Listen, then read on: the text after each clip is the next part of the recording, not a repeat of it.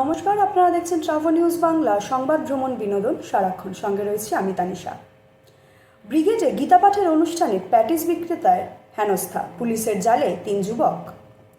ব্রিগেডের 5 লক্ষ কণ্ঠে গীতা পাঠ অনুষ্ঠানে 2 চিকেন প্যাটিস বিক্রেতাকে হেনস্থার অভিযোগে 3 যুবককে গ্রেফতার করল ময়দান থানার পুলিশ। অভিযোগ অনুযায়ী আরামবাগের শেখ রেজাউল এবং তপসিয়ার মোহাম্মদ সালাউদ্দিন ওই দিন ব্রিগেডে খাবার বিক্রি করছিলেন। তখনই অনুষ্ঠানে উপস্থিত কয়েকজন যুবক তাদের ধরে অপমান করার পাশাপাশি প্যাটিস ফেলে দেন, শারীরিকভাবে হেনস্থা করেন এবং কান ধরে উদ্ভোস করান। রিজাউলের প্রায় 3000 টাকার খাবার নষ্ট হয়েছে বলে জানা যায়। ধর্মীয় অনুষ্ঠানে ননভেজ বিক্রি করা নিয়েই তাদের ওপর হামলা চালানো হয়েছে বলে অভিযোগ। ঘটনাটির ভিডিও সোশ্যাল মিডিয়ায় ছড়িয়ে পড়তেই ময়দান থানায় 2 পৃথক অভিযোগ দায়ের হয়। অভিযোগের ভিত্তিতে সৌমিক হালদার, তরুণ ভট্টাচার্য এবং স্বর্ণেন্দু চক্রবর্তীকে বৃহস্পতিবার রাতে আটক করে পুলিশ। ধৃতদের বাড়ি উত্তর 24 পরগনা, হুগলি ও অশোকনগরে। ঘটনায় রাজনৈতিক মহলেও ক্ষোভ ছড়িয়েছে।